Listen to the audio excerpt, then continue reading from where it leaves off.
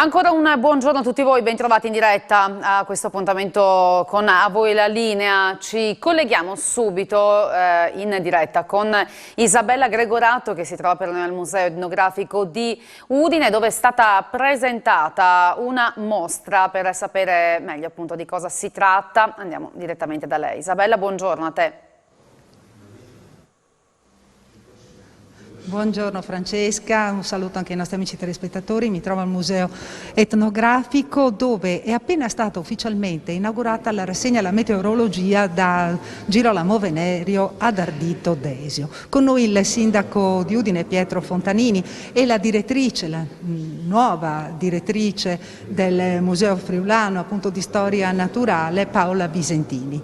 Intanto dobbiamo dire che questa rassegna cade proprio nel giorno in cui i ragazzi hanno fatto delle manifestazioni anche qui in città proprio per salvare, cioè per evitare contenere i cambiamenti climatici. Quindi oggi proprio questa inaugurazione cade a pennello. Sì, l'argomento è di grandissima attualità, i cambiamenti climatici sono una realtà, siamo tutti preoccupati, il mondo si sta interrogando come arginare certi problemi che i cambiamenti climatici stanno provocando e noi abbiamo fatto un passo indietro, siamo nel 1700, fine 1700, inizi del 1800, ricordando un grande udinese, un grande scienziato, Girolamo Venerio, che misurava temperature, faceva esperimenti sulla meteorologia, su altri aspetti legati un po' all'ambiente, quindi una persona antesignana rispetto a adesso che abbiamo i satelliti, abbiamo situazioni molto diverse di quella volta, però già allora qui in città a Udine c'erano persone che scientificamente si interessavano del clima e seguivano in pratica i cambiamenti, perché anche quella volta c'erano i temporali, c'erano le grandinate, c'erano le bufere di vento, insomma cose che interessavano soprattutto l'aspetto agricolo e quindi mettevano in crisi anche le produzioni. Ecco, e tra l'altro una regione come la nostra, caratterizzata proprio anche in quel periodo, in quegli anni, dall'agricoltura, era importante sapere quali sarebbero state le condizioni climatiche per poter seminare questo piuttosto che quello e come tutelare anche i seminati. Sì, la meteorologia è in funzione soprattutto dell'agricoltura. Adesso spazia in molti più campi, ma è sempre legata anche all'agricoltura, anche adesso, perché è importante sapere come sono le condizioni climatiche. Quindi abbiamo voluto offrire alla città l'opportunità di vedere gli strumenti di questo scienziato, di conoscere un po' la sua storia, anche per sapere che insomma non eravamo gli ultimi della classe, ma anche qui a Udine c'erano persone di spessore che si interessavano di meteorologia. E con noi c'è Paola Visentini, la dottoressa Paola Visentini, che abbiamo detto appunto essere direttore del Museo Friulano di Storia Naturale, che ha cominciato appunto a allestire, a raccogliere i materiali per allestire questa rassegna.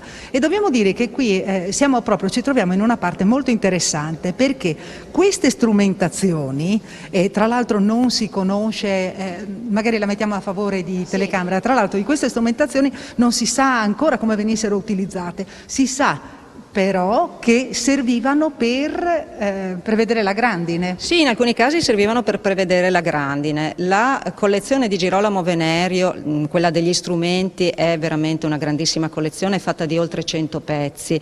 Noi non li abbiamo messi in mostra tutti, alcuni di questi sono stati individuati, riconosciuti, catalogati, e al Museo Etnografico del Friuli abbiamo esposto essenzialmente quelli che servivano a misurare la terra, cioè legati strettamente al lavoro di agrimensura, e quelli che servivano appunto a, diciamo tra virgolette, prevedere i temporali o a comunque riconoscere il fenomeno del temporale.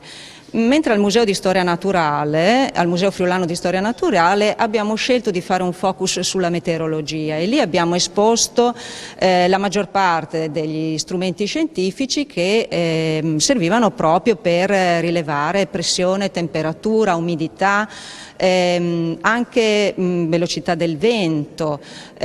Questo per il focus sulla meteorologia, di fatto, come ricordava il sindaco, ha lo scopo di parlare di di cambiamento climatico. Il Museo Friulano di Storia Naturale è tra i musei beginner di un progetto del Ministero della Transizione Ecologica che riguarda appunto la sensibilizzazione delle persone ai cambiamenti climatici, per cui con una collaborazione con l'ARPA FVG stiamo proprio lavorando sul trasmettere queste informazioni al pubblico. Bene, ringraziamo anche la direttrice del Museo Friulano di Storia Naturale, ringraziamo il sindaco di Udine Pietro Fontanini e qui dal Museo Etnografico è tutto, restituisco la linea allo studio ricordando che domani e dopodomani ai musei della città si potrà accedere gratuitamente. Grazie anche a Paolo Bassi per le riprese, a voi la linea. Grazie a Isabella Gregorato. Ci spostiamo nel Friuli occidentale dove partono 5 nuovi sportelli dedicati a tutte le persone vittime di violenza. Il progetto dei guardie comuni di Aviano, Polcenigo, Roveredo, San Quirino e Montereale Valcellina ed è nato in collaborazione con la Commissione regionale Le Pari Opportunità. Sarà gestito dall'associazione udinese 0 su 3 questa mattina si è tenuta la presentazione ad Aviano. Radusi Marcolin, presidente della Commissione regionale Pari Opportunità, sicuramente è importante che questi sportelli vengano attivati sul territorio. Qual è la situazione a livello di violenza di genere?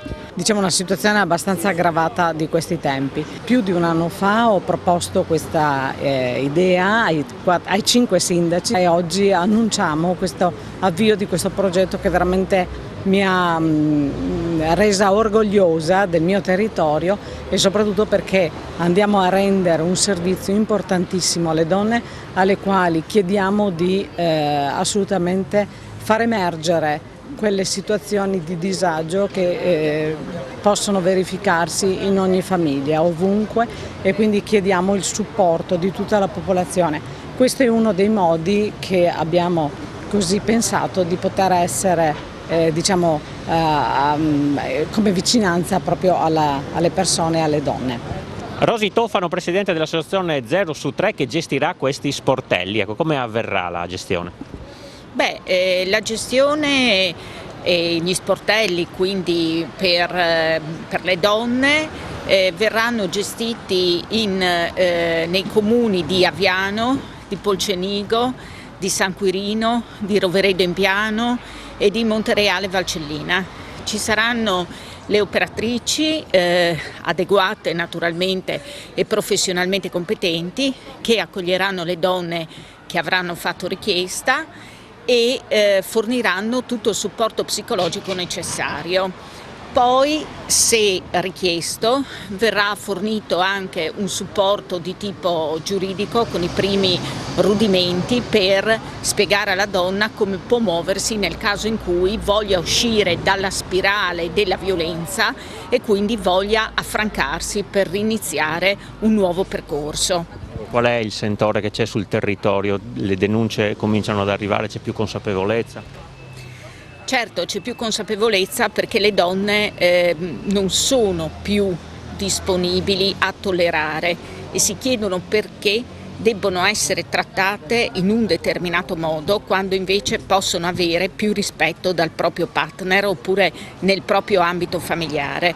Quindi indubbiamente a noi pervengono delle donne che hanno già fatto un proprio percorso dentro di loro, ma che hanno bisogno di essere ulteriormente puntellate per affrontare quello che accadrà successivamente, e questo sia dal punto di vista giuridico, sia dal punto di vista familiare e sia appunto perché si tratta di voltare pagina, quindi di iniziare da capo con nuovi strumenti. Questo progetto che nasce ad Aviano e unitamente ad altri comuni quali limitrofi è un progetto quasi innovativo, possiamo dire. Ecco, la nostra sensibilità è quella di dare la voce alle donne e a chiunque in genere è vittima di, possiamo dire, violenza, ma violenza molto ampia. Ecco. Queste psicologhe saranno qui nel nostro territorio per 2 volte alla settimana e noi lo riteniamo uno sportello di ascolto di genere, quindi non esclusivamente rivolto alle donne ma rivolto a tutte quelle persone, tutti quei cittadini che stanno vivendo un momento di difficoltà e hanno bisogno di un consiglio consiglio di una consulenza e la troveranno in questo sportello. Tra poco ci rivediamo con la seconda parte di A voi la linea.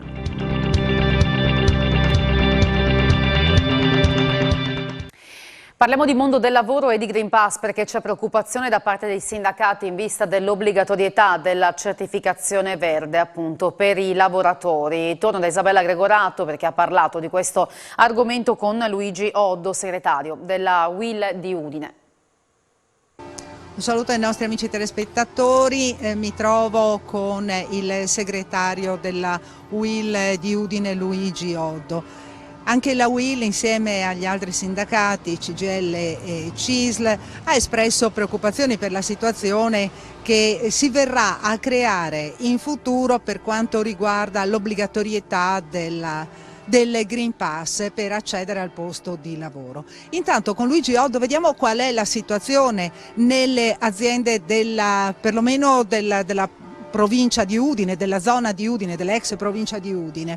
Sappiamo che ci sono delle situazioni calde in cui viene richiesta ulteriormente la proroga per la cassa integrazione, ma generalmente la situazione qual è? Ma allo stato attuale il flusso di grosse richieste di cassa integrazione si è calmato.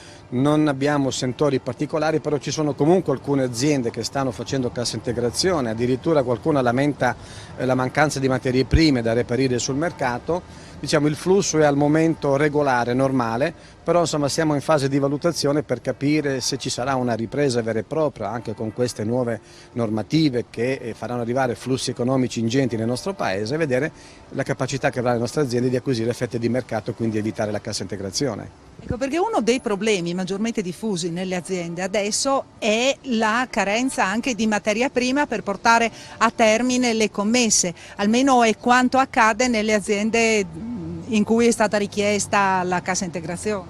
Sì, più di qualche azienda ha lamentato questa problematica che deriva dal fatto che il lockdown a suo tempo, no? Una volta fermato tutto, la ripartenza come si sa non è immediata, quindi c'è un flusso come dire, più complesso. Oltretutto poi c'è anche una concorrenza sui mercati internazionali dove le nostre grosse aziende sull'approvvigionamento hanno un problema anche di costi.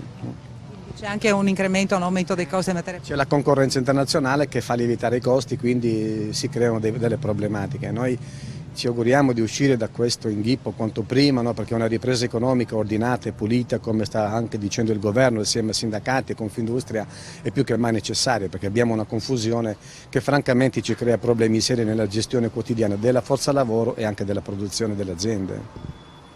E affrontiamo appunto questione Green Pass. Preoccupazioni sono soprattutto per quando sarà obbligatorio per poter accedere appunto al posto di lavoro. Beh, questa norma qui adesso ha iniziato a metterci in riflessione tutti quanti. Fino ad ora si è andati avanti, come dire, nella maniera normale che si poteva. Adesso il Green Pass pone delle condizioni ben precise. Cioè, abbiamo le aziende che saranno obbligate, se la normativa rimane quella che è, a richiedere il tampone per tutti coloro che entreranno a lavorare o in mensa. Durerà 72 ore probabilmente. Però sarà un problema, ci sono dei costi e per quel personale che non essendosi vaccinato ovviamente dovrà fare i tamponi.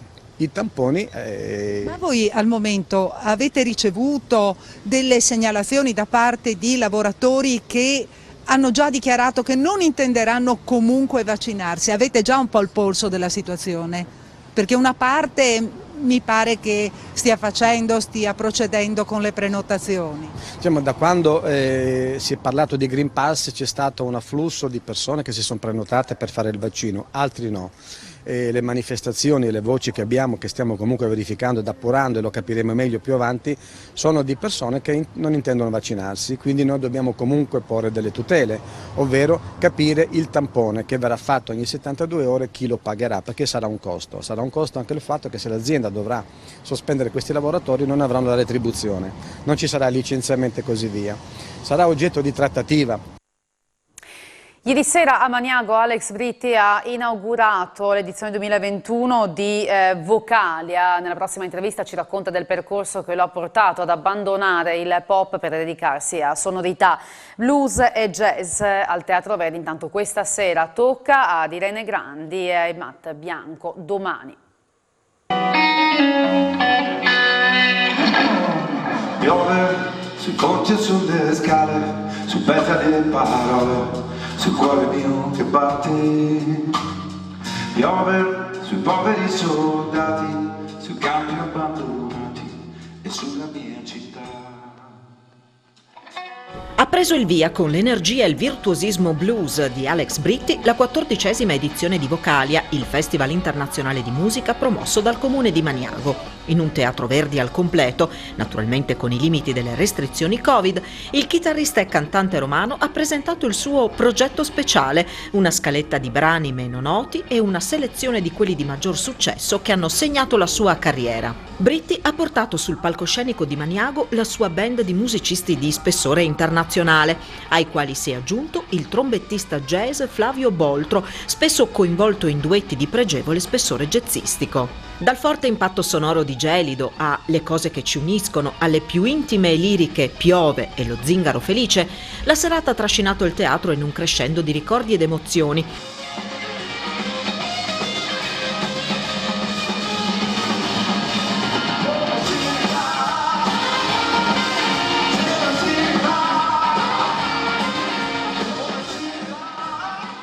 Quest'anno è un progetto speciale perché è un anno speciale, ahimè, e quindi ho fatto un progetto speciale. Io sono già 2, 3, 4 anni che sono in modalità speciale, nel senso che ho abbandonato il pop, non le canzoni ci suonano, ma la sonorità pop l'ho un po' mollata, cerco di suonare di più, di fare le cose più suonate, seguendo più una sonorità blues, jazz, tutto un po' più suonato, un po' più da musicista, continuando a rispettare le canzoni mie, però, cioè il mio repertorio, però suonato con un'altra intenzione.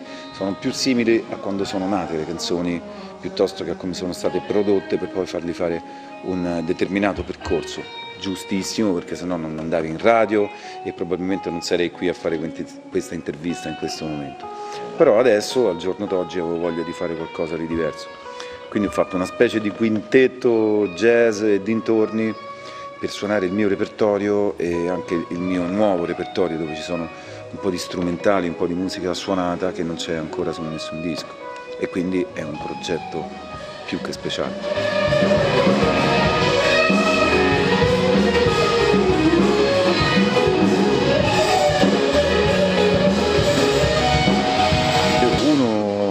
Quando è più giovane c'ha anche voglia di fare il pop. Il pop non è niente di cui vergognarsi o una cosa di disonore, per me, per tanti sì, ma per me no. Il pop è un ambiente, è una musica divertentissima, colorata, che a un certo punto, a 30 anni, ci sta.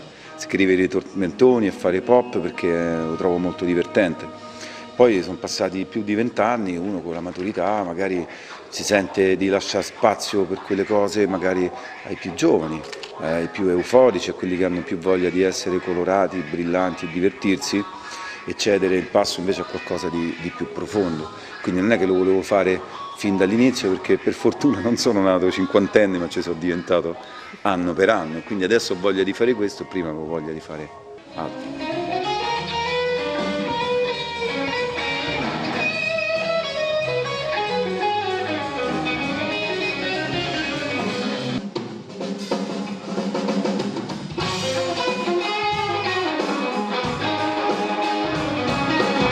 Ma il blues è uno stato d'animo e un suono. Io ho sempre amato il blues e mi piace il suono della chitarra blues. Amo anche tanti altri generi musicali, però il suono della chitarra, per me la chitarra è quel suono lì. Sono cresciuto a pane e Stevie Ray Vaughan, Jimi Hendrix, Freddie King e pochi altri, quindi per me il suono della chitarra, io la chitarra elettrica la identifico con quel suono. Poi mi piace il jazz, mi piace suonare jazz, ma mi piace mantenere quel tipo di sonorità anche quando suono jazz, anche quando suono pop, anche quando faccio qualsiasi cosa. Quindi sono un musicista blues col cuore e il cervello e la testa aperta, onnivoro, mai razzista e quindi sempre pronto a tutto, a qualsiasi tipo di musica. Di conseguenza mi ritrovo sul palco con altri musicisti bravi tecnicamente. C'è Flavio Boltro con me, che non è bravo ma è un gigante del jazz.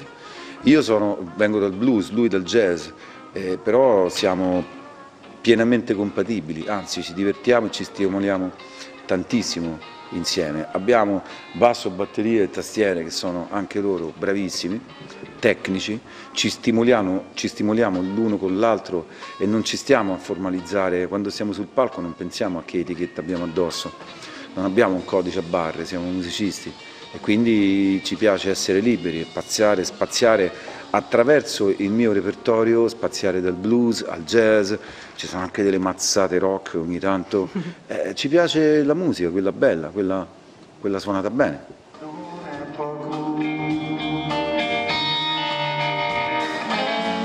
I giorni che passiamo insieme ci fanno fare tanto, ci fanno bene. Siamo nel foyer del Teatro Verdi di Maniago e siamo veramente felici di ripartire alla grande con la 14ª edizione del Festival Vocalia, un festival che quest'anno propone, come anche negli anni precedenti naturalmente, 3 appuntamenti di grande rilievo, Alex Britti, Irene Grande e Matt Bianco. Per Maniago è veramente il momento della ripartenza, il momento del ritrovarsi a teatro, il momento di ritornare insieme a godere bella musica, a godere del piacere di condividere uno spettacolo qui a teatro.